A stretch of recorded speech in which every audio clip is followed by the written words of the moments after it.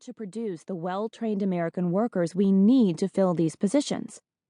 Half of businesses report that they can't find the workers they need to hire for vacancies they have. And the truth is that when we fail to fill these positions, they'll inevitably have to be outsourced to places like China and India, or other countries where young people have the skills and knowledge they need to be successful in those roles.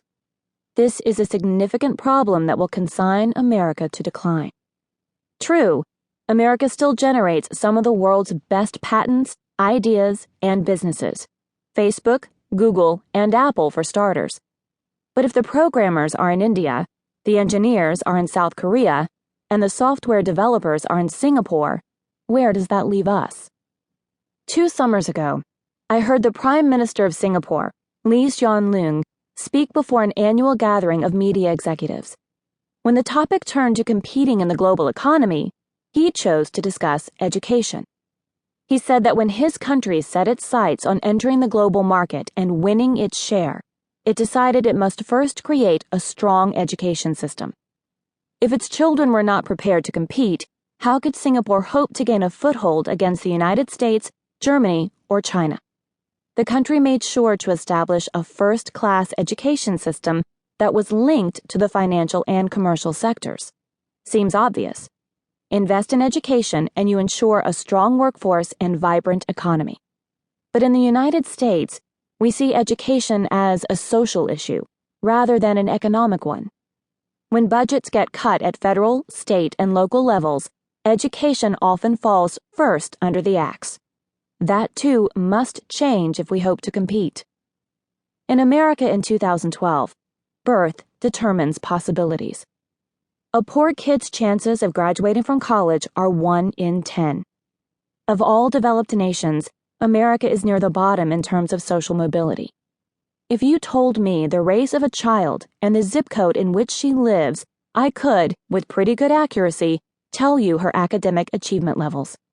That's the most un-American thing I can imagine. This is supposed to be the land of equal opportunity. But for America's children, it's not. Where you live and the color of your skin largely determine your lot in life. In my mind, that is nothing less than criminal.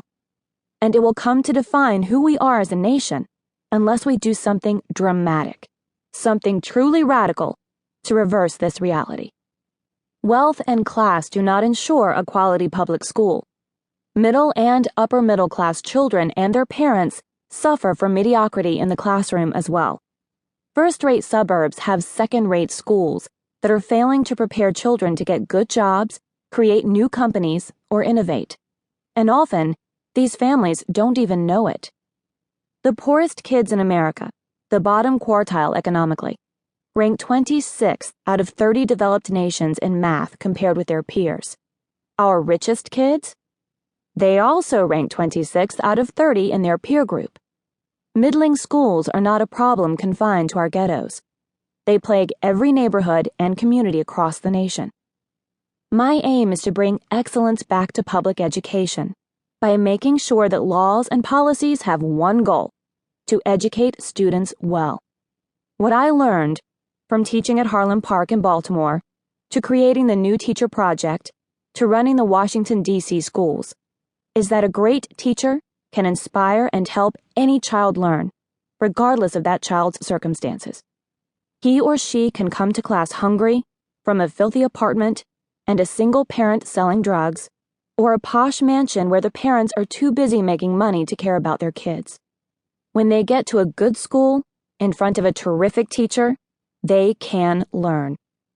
The education agenda in the United States for the last 30 years has been driven largely by the teachers' unions and many other special interests, from the textbook publishers to the testing companies.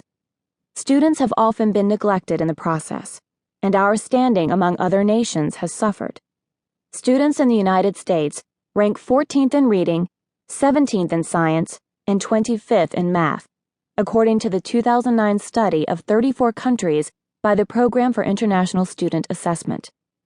The predicament has only grown more desperate in the past 2 years. In these chapters, you will learn about my awakening to the potential that every child can learn, given a great teacher.